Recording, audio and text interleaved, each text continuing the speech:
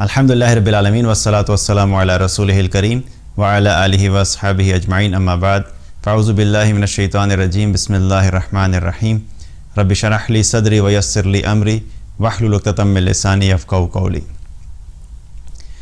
اللہ تعالیٰ نے قرآن میں فرمایا وَلَوْ أَنَّ أَهْلَ الْقُرَىٰ آمَنُوا وَاتَّقَوْا لَفَتَحْنَا عَلَيْهِمْ بَرَكَاتٍ مِّنَ السَّمَاءِ وَالْأَرْضِ۔ اگر یہ بستی والے ایمان لے آتے، تقوی اختیار کرتے، تو ہم زمین اور آسمان سے ان کے لیے برکتوں کے دروازوں کو کھول دیتے۔ اور ایک اور جگہ اللہ تعالیٰ نے قرآن میں فرمایا ما یفعل اللہ بعذابکم ان شکرتم وآمنتم۔ اللہ کو کیا پڑی ہے کہ اللہ تمہیں عذاب دے اگر تم شکر ادا کرو اور ایمان لے آؤ۔ تو ان دونوں آیتوں کو اگر ملا لیا جائے تو تین چیزوں کا ذکر ہے: ایمان، تقوی اور شکر۔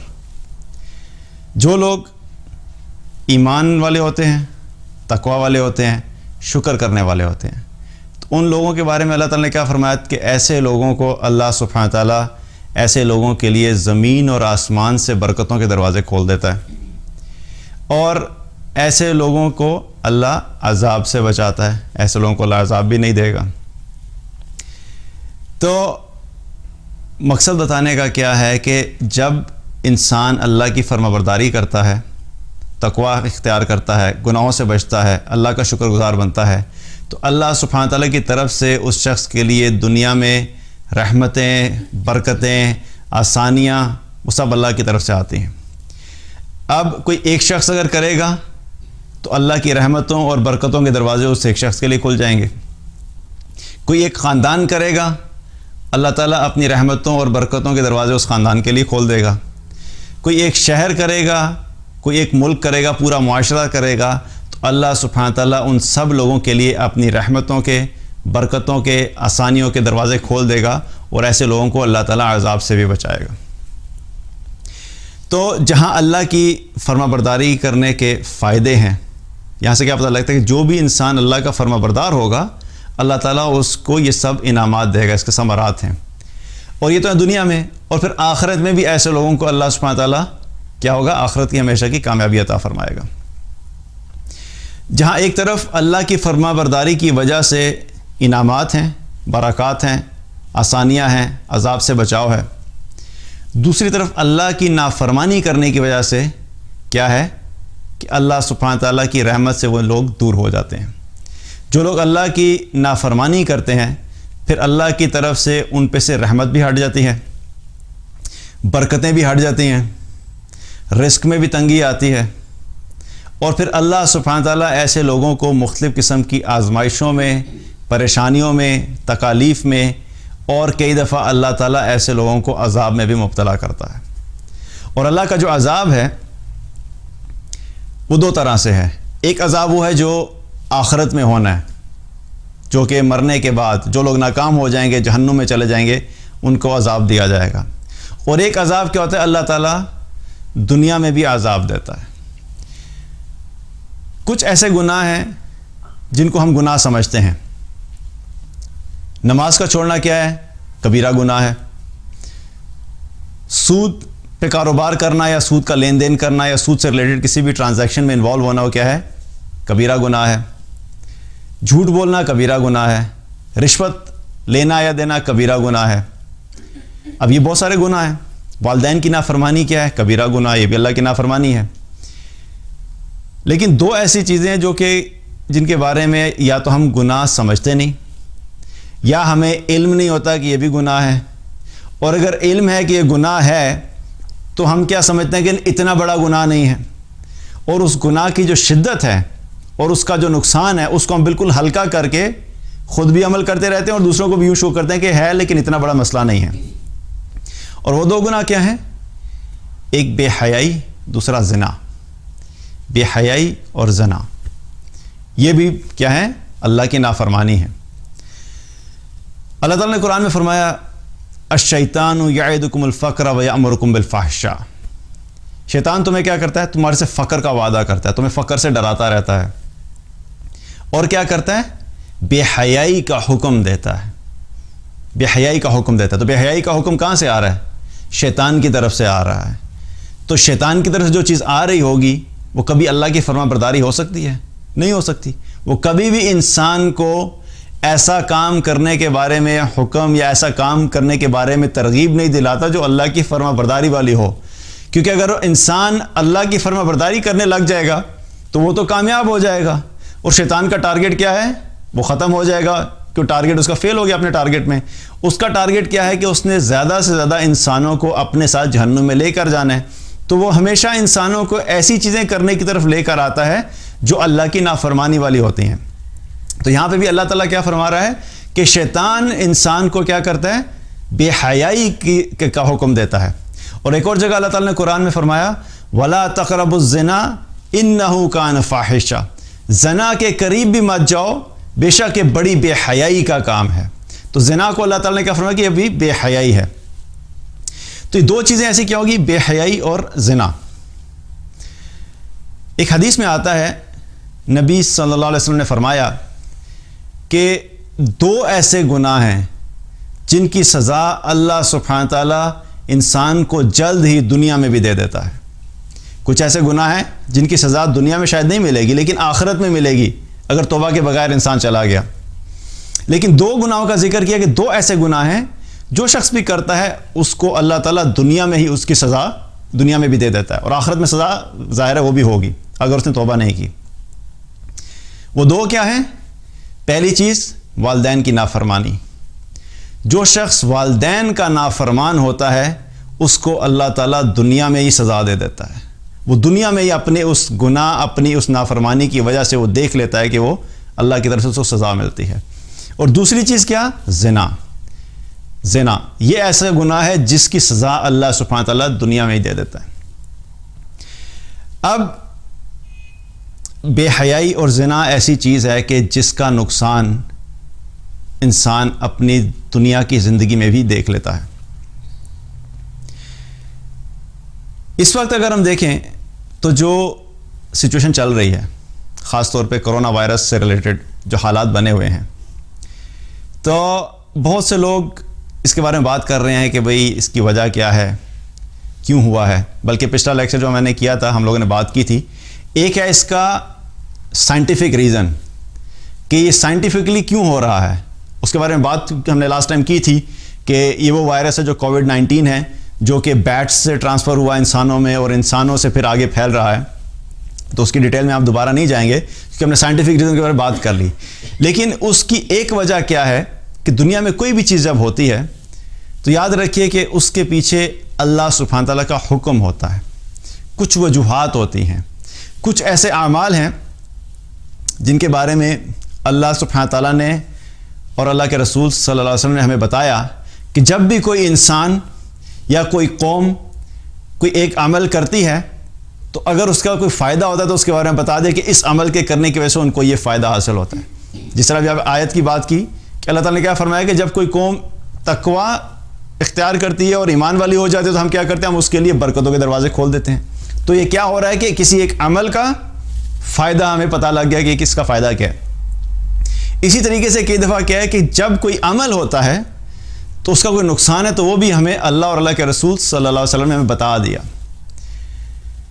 اب یہ جو سچویشن ہے کہ یہ سب ہو کیوں رہا ہے، ایک حدیث ہے ابن ماجہ کی جس میں نبی صلی اللہ علیہ وسلم نے فرمایا کہ جب کوئی قوم 5 طرح کی چیزوں میں مبتلا ہوتی ہے تو اللہ تعالیٰ اس کے بدلے میں ان کو 5 طرح کی اور چیزوں میں مبتلا کر دیتا ہے. 5 چیزوں کا ذکر کیا. 5 کی ڈیٹیل میں تو نہیں جائیں گے، صرف ایک کی بات کروں گا کہ بات پھر لمبی ہو جائے گی. ان میں سے پہلی چیز جو تھی وہ کیا؟ آپ صلی اللہ علیہ وسلم نے فرمایا کہ جب کوئی قوم فحاشی، بے حیائی کو کھلے عام کرنا شروع کر دیتی ہے تو اللہ سبحانہ تعالیٰ اس قوم میں طاعون اور اس جیسی بیماریوں کو عام کر دیتا ہے جو ان سے پہلے کے لوگوں نے نہیں دیکھی ہوتی. جب کوئی قوم کیا ہوتی ہے؟ بے حیائی میں مبتلا ہو جاتی ہے تو اس کی وجہ سے اللہ سبحانہ تعالیٰ ایسی قوم کے اندر طاعون اور ایسی بیماریاں لے آتا ہے جو کہ اس سے پہلے لوگوں نے نہیں سنی ہوتی. اگر ہم دیکھیں تو پہلے جب HIV کا ہوا، ایڈز کی بھی جب ہم بات کرتے ہیں تو یہ بھی کوئی بہت پرانی بیماری نہیں ہے، چند سال پہلے کی بات ہے کہ یہ سننا شروع کیا کہ HIV ایڈز بھی کوئی چیز ہوتی ہے۔ اسی طریقے سے مختلف اوقات میں مختلف قسم کے وائرسز آئے، برڈ فلو کہا گیا، پھر اور بھی مختلف قسم کے وائرسز آئے۔ اب جو کرونا وائرس کی ہم بات کر رہے ہیں، کووڈ-19، آج سے پہلے تو کسی نے نہیں سنا ہوا تھا اس کے بارے میں۔ یہ کیا ہے؟ یہ بھی ایک اور چیز ہے نئی، جو ہمارے لیے نئی چیز ہے، اور اس وقت پوری دنیا کیا ہے اس کی وجہ سے پریشان ہے کہ اس کی سمجھ نہیں آ رہی کہ اس کے بارے میں کیا کیا جائے۔ تو اس کی جو وجہ کیا بن رہی ہے کہ بے حیائی کی وجہ سے اللہ سبحانہ تعالیٰ قوم کو اس میں مبتلا کر دیتا ہے۔ آج دیکھا جائے تو ہمارے حالات کیا ہیں، معاشرے میں دیکھا جائے تو بے حیائی اس طریقے سے پھیل چکی ہے کہ اب بے حیائی کو گناہ بھی نہیں سمجھا جاتا، اور جتنے بھی میڈیاز یوز ہو رہے ہیں ان سب کے ذریعے سے بے حیائی پھیل رہی ہے۔ سوشل میڈیا لے لیجئے، آپ ڈراماز دیکھ لیں، موویز کو دیکھ لیں، ٹی وی شوز کو دیکھ لیں، کوئی بھی چیز اٹھا کے دیکھ لیجئے، ایڈورٹیزمنٹس کے دیکھ لیجئے، ایڈورٹیزمنٹس کے نام کے اوپر بل بورڈز دیکھے جائیں، تو سب جگہ پہ کیا ہے اس وقت بے حیائی اس طریقے سے عام ہو گئی ہے کہ اب اس کو گناہ بھی نہیں سمجھا جاتا۔ اور بے حیائی کا مطلب صرف یہ نہیں ہوتا کہ کوئی جو ہے وہ اس طریقے کا عمل آپ فزیکلی ہوتے ہوئے دیکھیں تو کہ جی یہ بے حیائی ہے۔ انسان اور بالخصوص خواتین کے معاملے میں کیا ہے کہ اس حلیے میں باہر نکلنا کہ جو ان اپروپریٹ ہے، باقاعدہ پراپرلی کورڈ نہیں ہے، اور اپنے جسم کی نمائش کرنا، اس کو ایکسپوز کرنا، یہ بھی بے حیائی ہے۔ لڑکے لڑکیوں کا آپس میں ملنا، فرینڈشپس ہونا، یہ بھی بے حیائی ہے۔ بوائے فرینڈ اور گرل فرینڈ کا جو کلچر ہے یہ بھی بے حیائی ہے۔ انٹرمنگلنگ آف اپوزٹ سیکس اننیسیسریلی، ایک تو ہے ضرورت کے تحت کہیں پہ کوئی کام کر رہے ہیں تو ایک الگ بات ہے، لیکن بس صرف پارٹی ہو رہی ہے، مل کے باہر جا رہے ہیں، تو سب کیا ہے؟ یہ سب بے حیائی ہے۔ تو کیا ہے کہ بے حیائی کی وجہ سے اللہ سبحانہ تعالیٰ قوموں کو اس قسم کی سچویشن میں مبتلا کر دیتا ہے۔ اور ایک طرف ابھی ریسنٹلی جب یہ کرونا وائرس کی سچویشن چل رہی تھی، ایک طرف کرونا وائرس کا ایشو چل رہا ہے، اور دوسری طرف بھی میں پچھلے دنوں جو میڈیا کے اوپر آپ سب جانتے ہی ہوں گے ایک شو ڈلا ہوا تھا عورت مارچ کا اور میرا جسم میری مرضی، تو میں دیکھ رہا تھا اور میں سوچ رہا تھا کہ کتنی عجیب بات ہے کہ ایک طرف جس وجہ سے یہ بیماری پھیل رہی ہے کہ بے حیائی کی وجہ سے اللہ سبحانہ تعالیٰ مختلف لوگوں کو اس طرح کی سچویشن میں ڈالتا ہے، اور دوسری طرف اسی چیز کو پروموٹ کرنے کے لیے مزید ایفرٹ کی جا رہی ہے۔ میرا جسم میری مرضی کا جو سلوگن ہے، سلوگن اٹسیلف کیا بتاتا ہے؟ سلوگن اٹسیلف میں اتنی بے حیا قسم کی بات ہے، اتنی واہیات قسم کی بات ہے کہ سننے والا سمجھتا ہے کہ یار یہ کیا بات ہو رہی ہے۔ اور اگر دیکھا جائے حقیقت میں تو میرا جسم میری مرضی کے اعتبار سے کیا مرضی ہے؟ ہم اپنی مرضی سے ایک کرونا وائرس سے تو بچ نہیں سکتے، جس کو ہم اپنی آنکھ سے دیکھ بھی نہیں سکتے۔ ہماری اتنی تو اوقات ہے کہ ہم اتنی سی چیز سے بچ نہیں سکتے، تو ہماری مرضی کیا ہے؟ جتنے لوگ آج جن لوگوں کو کرونا وائرس جن کا پازیٹیو ڈائگنوز ہوا ہے، کیا ان کی مرضی نہیں تھی کہ وہ بچنا چاہتے تھے؟ ہر انسان بچنا چاہتا ہے، ہر انسان اپنے آپ کو بچانا چاہتا ہے کہ وہ کسی بھی ایسی چیز میں مبتلا نہیں ہو، اس کو کوئی ایسی بیماری نہیں آئے، اس کی فائنینشیل سچویشن خراب نہیں ہو، وہ پریشان نہیں ہو، اس کو جان کا نقصان، مال کا نقصان، کسی قسم کے نقصان، ہر ایک سے بچنا چاہتے ہیں، لیکن آپ اپنی مرضی سے نہیں بچ سکتے۔ تو ہماری مرضی تو حقیقت میں ہے ہی نہیں۔ تو ایک طرف کیا ہے کہ کرونا وائرس پھیل رہا ہے، اور دوسری طرف یہ کیمپینز چل رہی ہیں کہ میرا جسم میری مرضی۔ تو بجائے اس کے کہ اللہ کی طرف متوجہ ہوتے، بجائے اس کے کہ اس سچویشن میں ہم اس چیز کو ایڈمٹ کرتے، ایکسیپٹ کرتے کہ نہیں واقعی ہمارے اپنے اعمال کی وجہ سے یہ سب وبال ہمارے اوپر آ رہا ہے، اور اللہ کی طرف متوجہ ہوتے، توبہ کرتے، اس چیز میں انسان کیا ہے مزید آگے بڑھتے چلے جا رہے ہیں۔ تو یاد رکھیے کہ اللہ سبحانہ تعالیٰ کا قانون ہے کہ اللہ تعالیٰ انسان کو ایک خاص وقت کے لیے ڈھیل دیتا رہتا ہے، ایک دم اللہ کی پکڑ نہیں آتی، اور اللہ سبحانہ تعالیٰ مختلف طریقے سے وارننگز دیتا رہتا ہے کہ کسی طریقے سے میرے بندے سمجھ جائیں۔ اور آج بھی یہ حقیقت میں کیا ہے ہمارے لیے وارننگ یہ ہے، اللہ تعالیٰ ہمیں ہماری اوقات بتا رہا ہے کہ تم لوگوں کی اصل میں اوقات کیا ہے، کہ تم ایک کرونا وائرس جیسے وائرس کو تو کنٹرول نہیں کر سکتے، تم باقی کیا کرو گے؟ اور اس وائرس کی وجہ سے آپ سوچئے کہ پوری دنیا اس وقت کیا ہے ہل گئی ہے، پوری دنیا اس وقت ہل گئی ہے۔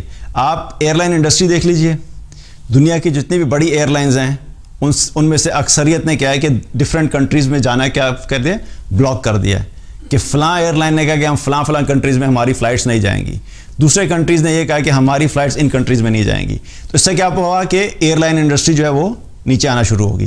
جب ایئر لائن انڈسٹری نیچے آئی تو کیا ہوا، ٹورزم ختم ہو گیا. ٹورزم کا امپیکٹ آیا، اب ٹورسٹ نہیں آئیں گے، موو نہیں کریں گے تو کیا ہوگا، ہوٹل انڈسٹری نیچے آ جائے گی. جب ہوٹل انڈسٹری نیچے آئے گی تو کیا ہوگا کہ جو ہوٹل میں جاب کرنے والے ہیں ان کی جابس کیا ہوں گی، جابس ایٹ سٹیک ہیں. ظاہری بات ہے چانسز کیا ہیں کہ ان کی جابس چلی جائیں گی. اگر یہی چیز زیادہ عرصہ چلتی رہی اور دوبارہ چیزیں نارمل نہیں ہوئی تو کیا ہوگا، ان کی جابس کے اوپر افیکٹ آئے گا. اسی طریقے سے جب ایئر لائنز کی کمیونیکیشن بند ہو جاتی ہے آپس میں، مطلب ڈفرینٹ کنٹریز میں آنا جانا بند ہو جاتا ہے، کٹ آف ہو جاتا ہے، تو کیا ہوتا ہے، ایک اور امپیکٹ کیا آتا ہے، امپورٹ اینڈ ایکسپورٹس بند ہو جاتی ہیں. وہ کنٹریز جو ڈپینڈ کرتے ہیں کہ ان کی ساری خوراک دوسرے ملکوں سے آتی ہے تو کیا ہوگا، جب دوسرے ملکوں سے فلائٹ ہی نہیں آئے گی اور ادھر سے کوئی ٹرانسپورٹیشن کی کوئی میکانزم ہی نہیں رہا تو پھر کیا ہوگا، اس چیز کا بھی پرابلم ہوگا، پھر اس انڈسٹری کے اوپر بھی امپیکٹ آئے گا.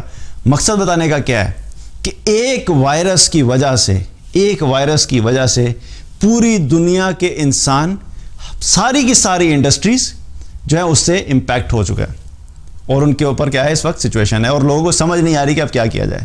اور یہ وہ وائرس ہے کہ جس نے یہ نہیں دیکھا کہ یہ غریب پہ اٹیک کرے گا، امیر پہ اٹیک کرے گا. آج ہی کی نیوز ہے کہ جو کینیڈا کا جو پرائم منسٹر ہے اس کی وائف کو بھی کیا ہوا کہ پازیٹیو ڈائگنوز ہو گیا.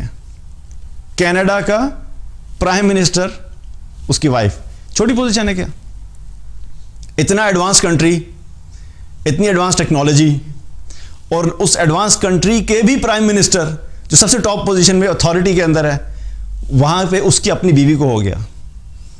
تو کیا ہے، کون محفوظ ہے، کہاں ہے ہماری مرضی، کوئی محفوظ نہیں ہے. اللہ سبحانہ تعالیٰ جب کسی چیز کا فیصلہ کر دیتا ہے تو پھر پوری دنیا کی طاقت مل کے بھی اس کو روک نہیں سکتی. اور یہ ساری بات کرنے کا جو اصل مقصد ہے وہ کیا ہے، ایک تو وجہ بتانا کیا ہے کہ بے حیائی کی وجہ سے کیا ہے کہ انسانوں کے اوپر افیکٹ آتا ہے. اور یہ بے حیائی چونکہ اتنی زیادہ پھیل چکی ہے پوری دنیا میں، اس لیے پوری دنیا کے اندر اس کا افیکٹ ہے. یہ بے حیائی صرف کسی ایک علاقے کا مسئلہ نہیں ہے اس وقت، یا کسی ایک کنٹری کا پرابلم نہیں ہے، پوری دنیا میں اکراس دا ورلڈ کیا ہے، میجورٹی کنٹریز میں اس وقت کیا ہے، بے حیائی عام ہو چکی ہے. اسی وجہ سے اس کا جو امپیکٹ بھی ہے وہ کیا ہے، پوری دنیا کے اوپر ہے، کسی خاص ایک ملک میں نہیں آیا. کچھ بیماریاں ہوتی ہیں جو خاص ملک کے خاص علاقے سے ہوتی ہیں، وہیں پہ ختم ہو جاتی ہیں. یہ مسئلہ بے حیائی کا چونکہ گلوبل ایشو ہے تو اللہ سبحانہ تعالیٰ نے گلوبلی پوری دنیا کو اس میں انوالو کر دیا کرونا وائرس کے ذریعے سے. اور یاد رکھیں کہ اللہ سبحانہ تعالیٰ کی جو طاقت اور قدرت ہے اس کو اگر ہم دیکھیں تو ہمیں اندازہ ہوتا ہے کہ ہمارے پاس کوئی اور آپشن یا چوائس نہیں ہے سوائے اس کے کہ ہم اللہ سبحانہ تعالیٰ کے اور قریب ہو جائیں اور ہم اللہ کو اپنے ساتھ لے لیں، اللہ کے سامنے اپنی عاجزی اور اپنی انکساری کا اظہار کریں. پچھلی قومیں بھی جو اللہ تعالیٰ نے جن کو تباہ کیا، ان قوموں کو بھی اگر دیکھا جائے تو کیا ہوا، انہوں نے اللہ کی نافرمانی کی تھی. وجہ کیا بنی تھی، اللہ کی نافرمانی.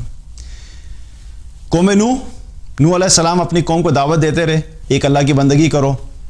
ایک وقت آیا کہ اللہ تعالیٰ نے ان کو ایک سرٹن ٹائم دیا، اور چھوٹا ٹائم نہیں تھا. نوح علیہ السلام نے اپنی قوم کو 950 سال دعوت دی تھی. اس کا مطلب کیا پتہ ہے، اس سے کیا پتہ لگتا ہے کہ اللہ تعالیٰ نے اس قوم کو 950 سال تک جو ہے وہ چانس دیا، ٹائم دیا کہ مان جاؤ، اللہ کی بات مان جاؤ، اللہ کے رسول کی بات مان جاؤ. جب انہوں نے نہیں مانا تو کیا ہوا، اللہ تعالیٰ نے ان کو تباہ کرنے کا فیصلہ کیا. اور جب تباہی کا فیصلہ کیا تو ان کو کس طریقے سے تباہ کیا، پانی سے. آسمان سے بارش، زمین سے پانی، دونوں طرف سے پانی آیا اور وہ ساری کی ساری قوم کیا اس پانی میں ڈوب کے غرق ہوگی، سوائے چند لوگوں کے جو کہ اس وقت کے رسول پر ایمان لے کر آئے تھے. چند مٹھی بھر لوگ تھے جو ایمان لائے تھے. جو فگر آتا ہے وہ زیادہ 80 کے قریب لوگ تھے جو کہ آپ کے ساتھ گئے نوح علیہ السلام کے ساتھ. باقی سب لوگ کیا تھے، ختم ہو گئے. اور انہی میں سے ایک شخص تھا، کیا کہہ رہا تھا، اگر پانی آئے گا، بارش آئے گی تو میں کیا کروں گا، پہاڑ پہ چڑھ جاؤں گا. اپنی عقل کے اوپر ڈپینڈنسی ہے نا، اپنی عقل کو سمجھنا کہ میرے پاس بڑی آپشنز ہیں، میں پہاڑ پہ چڑھ جاؤں گا. پہاڑ پہ چڑھنا شروع کیا، پانی آ گیا، وہاں تک پہنچا. پھر وہ تھوڑا اور اوپر گیا، پانی وہاں تک پہنچ گیا، پھر وہ اور اوپر گیا، پانی وہاں تک پہنچ گیا، بالکل وہ جب چوٹی پہ چلا گیا تو پانی وہاں سے بھی اوپر چلا گیا اور اس پورے پہاڑ کو بھی ڈبو دیا۔ تو بتانے کا کیا مقصد ہے؟ اللہ سبحانہ تعالیٰ کے پلان کے اگینسٹ ہم اپنے پلانز کو نہیں رکھ سکتے، ہم بھاگ نہیں سکتے۔ جب اللہ تعالیٰ ایسی چیز کا فیصلہ کر سکتا ہے تو ہمارے پاس بھاگنے کا کوئی راستہ نہیں ہوتا، ہمیں اللہ کی طرف بڑھنا ہوگا، ہمارے پاس اور کوئی چوائس نہیں ہے۔ اب اس کا مطلب یہ نہیں ہے کہ میں کہہ رہا ہوں کہ اچھا اب جو سچویشن چل رہی ہے کرونا وائرس کی، اس سے متعلق کوئی پریکاشنز نہیں کرنی چاہیے یا ایفرٹ نہیں کرنی چاہیے کہ اس کی جو میڈیکیشن کے اوپر ریسرچ کرنی ہے وہ نہیں کرنی ہے، وہ سب اب کریں، لیکن اصل چیز کیا ہے کہ اپنے رویے کو تبدیل کرنا ہے کہ ہم اللہ کی طرف واپس پلٹیں۔ اسی طریقے سے اللہ سبحانہ تعالیٰ نے جب قوم لوط کو تباہ کرنے کا فیصلہ کیا تو کیا ہوا؟ لوط علیہ السلام کو بھیجا ان کی طرف، انہوں نے بات نہیں مانی لوط علیہ السلام کی، خاص وقت تک اللہ تعالیٰ ان کو مہلت دیتا رہا، پھر جب ان کی مہلت ختم ہوئی تو پھر اللہ تعالیٰ نے اس قوم کو تباہ کرنے کا فیصلہ کیا۔ تو جب تباہ کرنے کا فیصلہ کیا تو کیسے تباہ کیا؟ ایک تو پتھروں کی بارش ہوئی، قوم لوط جو تھی ان پہ اللہ تعالیٰ نے پتھروں کی بارش کی تھی، اور دوسرا کیا کیا تھا کہ پھر اس پوری بستی کو اٹھایا، زمین سے اٹھایا آسمان تک لے کے گئے، آسمان تک لے کے گئے اور وہاں سے الٹا کر کے اس پوری بستی کو زمین پہ پٹخ دیا۔ ساری ٹیکنالوجی، ساری پلاننگ کہ جب یہ مسئلہ ہوگا تو ہم ادھر بھاگ جائیں گے، جب یہ پیسوں کا مسئلہ آئے گا تو میرا تو بینک بیلنس اتنا سٹرونگ ہے میں اپنے پیسوں کے ذریعے سے یہ کام کرا دوں گا، جب یہ پرابلم آئے گا تو ہمارے پاس تو میڈیکیشن ایسی ہم اس کے ذریعے سے مسئلہ حل کر دیں گے۔ یہ ہم سب کیا کرتے ہیں؟ ہم اپنی سوچ کے حساب سے چل رہے ہوتے ہیں کہ ہم لوگ کسی نہ کسی طریقے سے اس بیماری سے بچ جائیں گے کیونکہ ہمارے پاس دنیا میں یہ اسباب موجود ہیں۔ تو اسباب پہ توکل، اسباب پہ بھروسہ، جو یہ مخلوق پہ یقین کا جو بت ہمارے دلوں میں ہے نا، جب تک ہم اس بت کو توڑ کر اللہ پہ یقین نہیں کریں گے، اللہ پہ بھروسہ نہیں کریں گے، اللہ کے سامنے عاجزی اختیار نہیں کریں گے تو ہمارے پاس بھاگنے کا کوئی راستہ نہیں ہے۔ There is no way out سوائے اس کے کہ ہم اللہ کی طرف دوبارہ متوجہ ہوں۔ اسی طریقے سے اللہ سبحانہ تعالیٰ نے پھر جب قوم عاد کو تباہ کیا، بڑے بڑے تھے، جائنٹ ہیوج قسم کے انسان تھے، تو کیا ہوا کہ ان کو جب تباہ کیا اللہ تعالیٰ نے تو کس طریقے سے کیا؟ آندھی کے ذریعے سے۔ اللہ نے تیز آندھی بھیجی، 7 رات 8 دن وہ آندھی چلتی رہی اور ہوا میں ان کو اڑایا، اور وہ آپس میں ہوا میں اڑتے تھے اور اڑتے تھے، کبھی جا کے کہیں پہ ٹکراتے تھے، کبھی آپس میں ٹکراتے تھے، کبھی درختوں سے ٹکراتے تھے، کبھی کسی جگہ پہ ٹکراتے تھے۔ بالکل اللہ تعالیٰ نے ذروں کی طرح، تنکوں کی طرح ان کو کر کے رکھ دیا اور سب کے سب کو ختم کر دیا۔ کس ذریعے سے؟ آندھی کے ذریعے۔ آندھی کے ذریعے اللہ سبحانہ نے دکھایا کہ اللہ کی طاقت ہے، جب اللہ اپنا فیصلہ لے آتا ہے تو پھر اللہ سے بھاگنے کا کوئی راستہ نہیں ہے۔ اسی طریقے سے جب قوم سمود کو اللہ تعالیٰ نے تباہ کرنے کا فیصلہ کیا تو ان کو کس طریقے سے تباہ کیا؟ قوم سمود کو تباہ کرنے کے لیے اللہ تعالیٰ نے زلزلہ بھیجا اور فرشتے کی چیخ۔ وہ ایسے تھے کہ سارے کے سارے لوگ جہاں پہ موجود تھے اپنے اپنے گھروں میں بیٹھے ہوئے تھے، جو جس پوزیشن میں تھا وہ وہیں پہ ختم ہو گیا، اسی پوزیشن میں اللہ نے ان کی روحیں نکال دی۔ ایسی چیخ بھیجی فرشتے کی، اس چیخ کی وجہ سے ان کی روحیں نکل گئیں۔ سب وہاں بیٹھے ہیں، سارے اسباب موجود ہیں، سارے گھر وہیں کے وہیں ہیں، سب بزنس پلانز وہیں کے وہیں پڑے ہیں، ایک چیخ کی وجہ سے اللہ تعالیٰ نے پوری قوم کو تباہ کر دیا اور ان میں سے کوئی اپنی جگہ سے ہل بھی نہیں سکا، وہیں ختم ہو گئے سارے کے سارے۔ اللہ تعالیٰ نے کیا کیا؟ جب اس کو تباہ کرنے کا ارادہ کیا تو اللہ نے ایک فرشتے کی چیخ کے ذریعے سے اس کو تباہ کر دیا۔ یہ ساری جو میں آپ کو بتا رہا ہوں یہ سب قرآن کے اندر یہ قصے موجود ہیں، کہ میں اپنی طرف سے بنا کے نہیں آپ کو بتا رہا، لیکن میں آپ کو چونکہ شارٹ سمری کر کے بتا رہا ہوں۔ اسی طریقے سے جب ابرہہ نے جب ارادہ کیا کہ وہ جا کے خانہ کعبہ کو توڑے گا تو کیا ہوا؟ خانہ کعبہ کو توڑنے کے لیے وہ کیا اپنے ساتھ بڑے بڑے کیا لے کے گیا تھا؟ ہاتھی لے کے گیا تھا کہ میں اتنے سارے ہاتھی لے کے جا رہا ہوں اور جا کے میں خانہ کعبہ کو کیا کروں گا؟ میں تباہ کر دوں گا۔ تو اللہ سبحانہ تعالیٰ نے اس کو ختم کرنے کے لیے کیا بھیجا؟ اللہ تعالیٰ نے کیا بھیجا؟ دیکھیں ہاتھی کیا ہے؟ بڑی چیز ہے نا۔ انسان کی سوچ کی جو چھوٹا پن ہے آپ کو نظر آتا ہے اس سے۔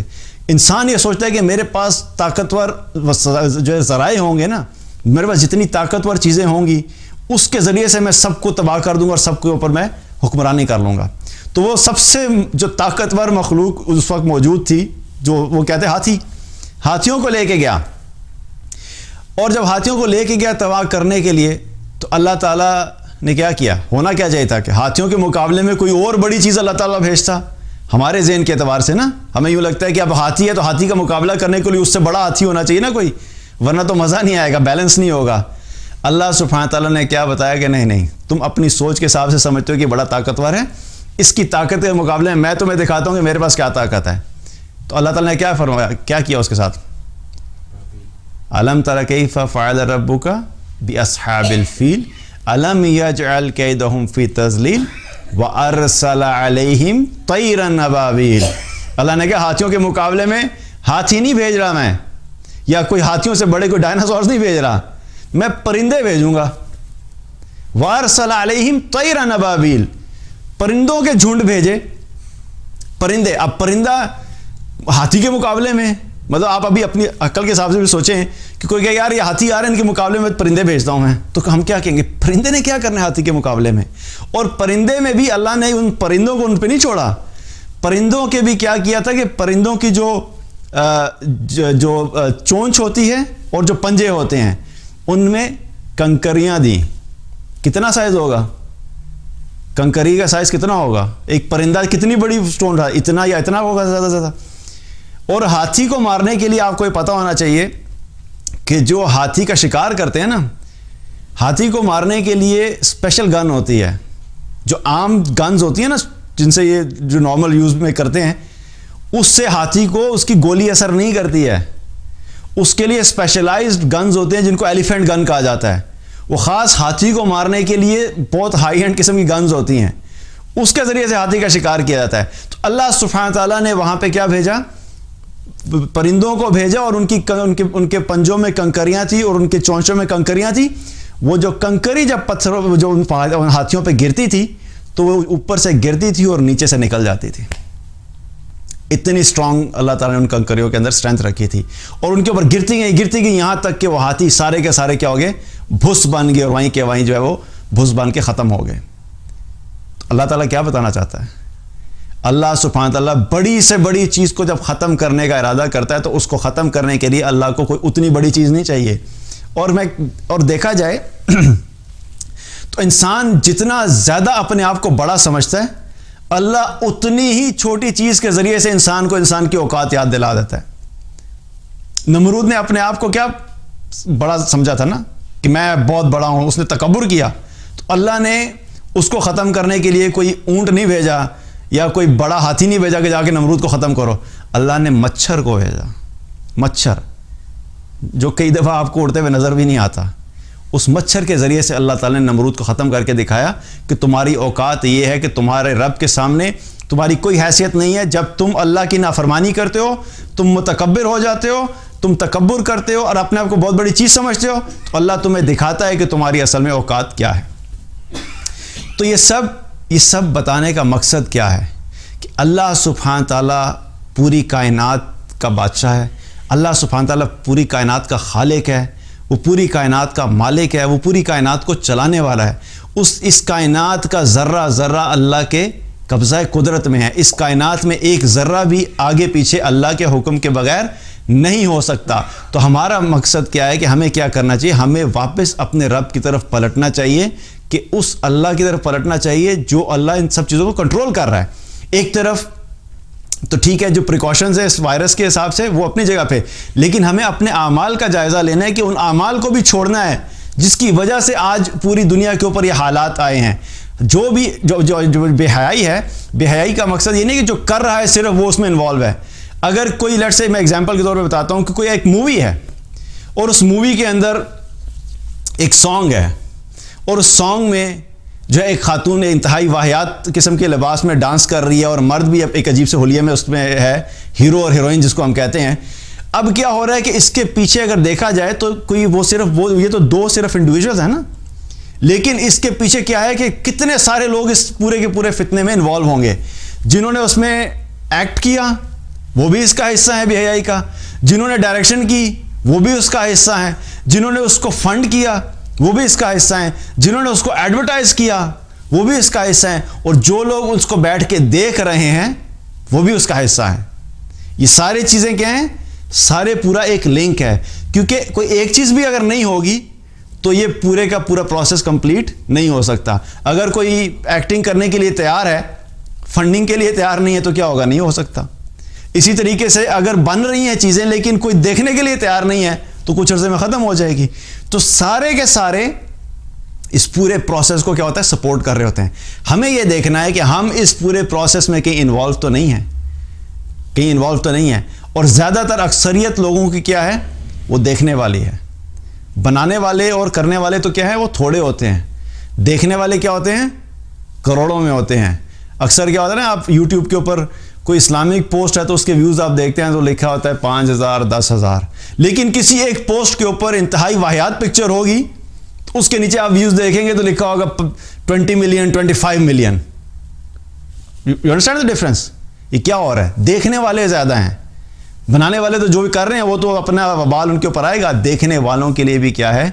ذمہ داری ہے کہ ہمیں اپنے آپ کو اس چیز سے بچانا ہے. تو بے حیائی ایک ایسی چیز ہے جس کی وجہ سے جو ہے اللہ سبحانہ وتعالیٰ قوموں کو اس قسم کے حالات میں ڈالتا ہے. اب ہمیں کرنا کیا ہے کہ اللہ کی طاقت کو ہم جانتے ہیں، ہمارے پاس بھاگنے کا کوئی راستہ نہیں ہے. ایفرٹس کرتے رہیں، کوشش کرتے ہیں، لیکن اپنی زندگی میں توبہ کریں. اللہ سبحانہ تعالیٰ کے سامنے اپنی عاجزی انکساری اللہ کے سامنے گڑ گڑائیں کہ اللہ ہم سے غلطی ہو گئی.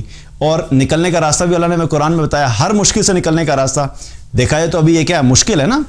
اس وائرس کی وجہ سے ایک تو بیماری اٹ سیلف مشکل ہے، لیکن میں نے جیسے پہلے بات کی کہ باقی اور جو مشکلات اس وائرس کی وجہ سے وہ کیا ہو رہی ہیں؟ آپ کے جو ہے اس وقت جابز ایٹ سٹیک ہیں، بزنس اس وقت جو ہے وہ فلاپ ہو رہے ہیں، ڈاؤن ہو رہے ہیں، لوگوں کی نوکریاں جو اس وقت جا رہی ہیں.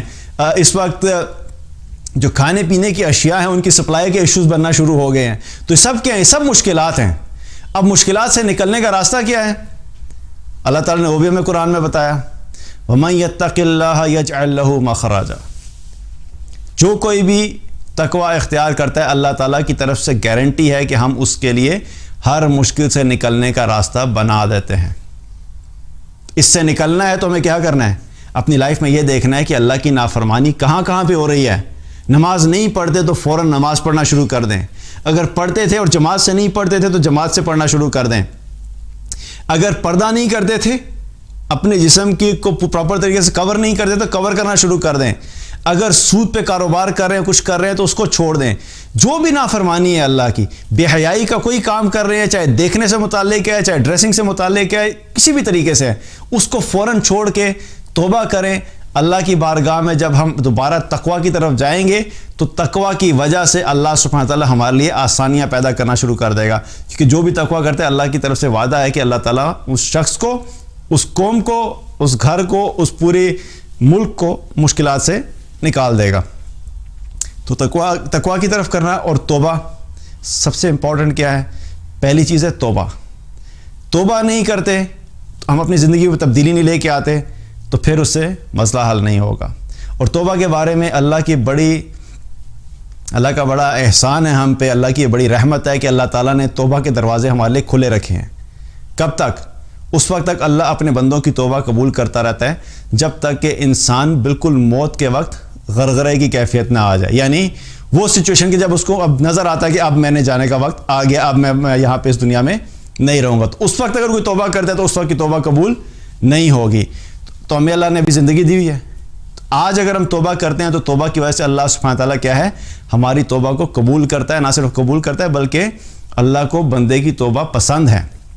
اور ایک حدیث میں آتا ہے نبی صلی اللہ علیہ وسلم نے کیا فرمایا کہ اللہ تعالیٰ اپنے بندے کی توبہ سے اس شخص سے زیادہ خوش ہوتا ہے کہ جس شخص کا اونٹ کسی صحرا میں گم ہو گیا ہو اور وہ شخص اب انتظار میں ہو کہ اب بس مجھے موت آنے والی ہے، اور وہ اس انتظار میں بیٹھا ہے کہ اب وہ کسی کوئی وقت آئے گا اور میں نے اس دنیا سے چلے جانا ہے. کیونکہ اس کا جو سارا مال و اسباب تھا وہ کیا تھا؟ اونٹ پہ تھا. لیکن اچانک وہ کیا دیکھتا ہے کہ اس کا اونٹ اس کے پاس چلتا ہوئے آ رہا ہے. تو اس شخص کو جتنی خوشی ہوتی ہے کہ مجھے میرا اونٹ واپس مل گیا، نبی صلی اللہ علیہ وسلم نے کیا فرمایا کہ اللہ تعالیٰ کو اپنے بندے کی توبہ پہ اس شخص سے زیادہ خوشی ہوتی ہے. اللہ اپنے بندے کی توبہ پہ خوش ہوتا ہے. تو کیا کرنا ہے؟ توبہ کرنا ہے.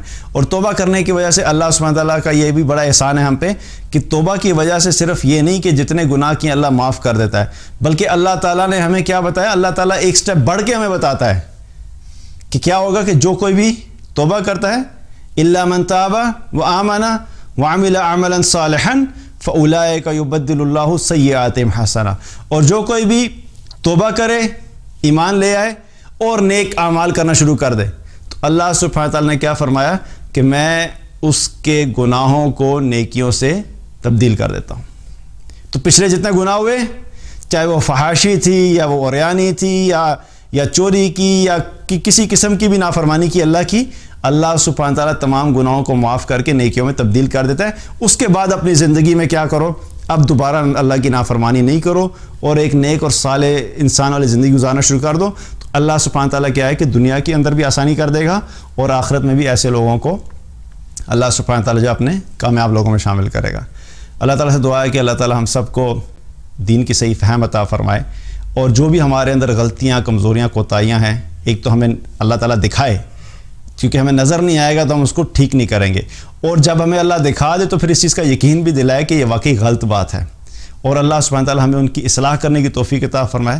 اللہ تعالیٰ ہم سب کو ان حالات میں اس سے محفوظ فرمائے، ہر قسم کے فتنے سے محفوظ فرمائے، ہر قسم کی آزمائش سے محفوظ فرمائے. جو لوگ اس بیماری میں مبتلا ہو چکے ہیں اللہ تعالیٰ ان کو صحت عطا فرمائے، اور اللہ سبحانہ تعالیٰ ہم سب کو دنیا و آخرت کی عافیت عطا فرمائے.